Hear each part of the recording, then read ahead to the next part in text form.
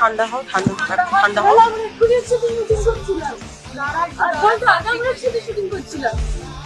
সমুদ্রে নেমে সমুদ্রে শুটিং করছিলাম আমরা। পড়ে গেল না অর্ডার থেকে আমিও মরেছি। দুজনেই পড়ে গেল। আমি ঠিক আছি। সমুদ্রকে দেখো না, আমাকে ঠিক আছে তো, আমাকে যেতে দিচ্ছে না, আমাকে যেতে দিচ্ছে না রামলিতা। ঠিক আছে।